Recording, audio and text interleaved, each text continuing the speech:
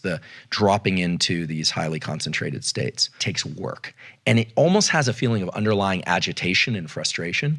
And that's because the circuits that turn on before acetylcholine are of the stress system. Now, in a functional view of this, what this means is that the agitation and stress that you feel at the beginning of something and when you're trying to lean into it and you can't focus is just a recognized gate. You have to pass that through that gate to get to the focus component. None of us would expect to walk into the gym and do our PR lift or a performer go do something without warming up. The brain also needs to warm up and start to hone in which circuits are going to be active.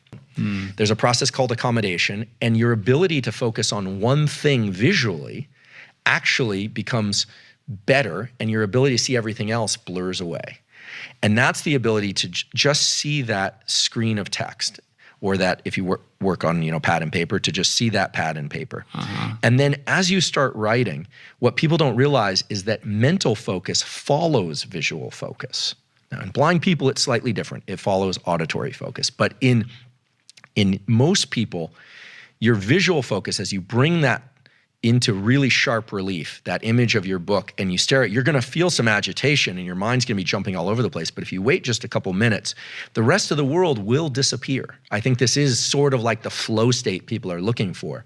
But remember, the gate of entry is one of you have to wade through some sewage before you can swim in clear water. Right. That's the way I always think about it.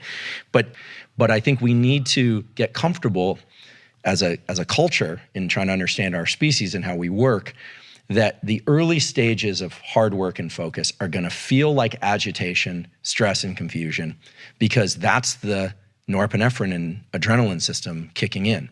And I think the misunderstanding around how these circuits work has led to this idea that there's some secret entry point, maybe marked flow on the door, and there's a trampoline up to that door, and you just open that door and you're gonna be in it. Right. And nothing could be further from the truth. And anyone who's done well in any career or athletic pursuit knows this, but unfortunately, there's a kind of obsession with the idea that it's all supposed to feel good. And it does feel good, but there's a whole staircase in which it feels kind of lousy.